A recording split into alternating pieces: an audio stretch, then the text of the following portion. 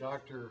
Mabudi and Dr. Melrose, who are standing back there, are going to be participating with us in the seminar tonight, and we're lucky enough to have Joe and Jack come and be here tonight, and I think they're going to talk to you for a couple minutes. We've been doing these seminars now for almost a little over 10 years, and as a result, we kind of know what it is that you're interested in.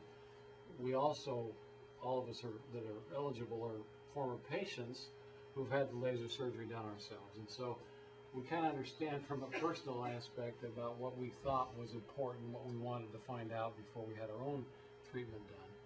And so we'll try to address those issues. If we start answering questions during the presentation seminar, though, it really bogs down and we'll never really get through the things that we think you want and need to hear. But I promise that before we're through tonight, we will answer all the questions.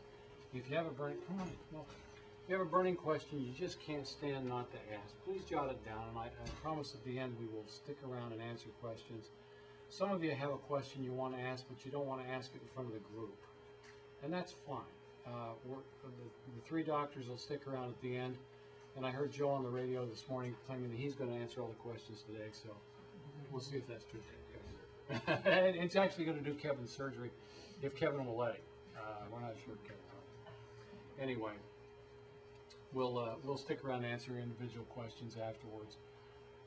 It's interesting to do seminars nowadays because seminars for patients nowadays are different than they used to be. In the early days, nobody knew anything about this, so it was very easy to start at basically with no knowledge base and build from there. But some of you are very well educated, and our preference is that you become as well educated about laser vision correction as possible before you really seriously consider having your eyes done. You need to know as much as you can. You really only get two eyes, okay? There is no drawer full of spare parts. It's not like buying a big screen TV. You can't take it back if you don't like the picture, okay? And so you really need to understand this well and understand whether or not this is something you want to pursue.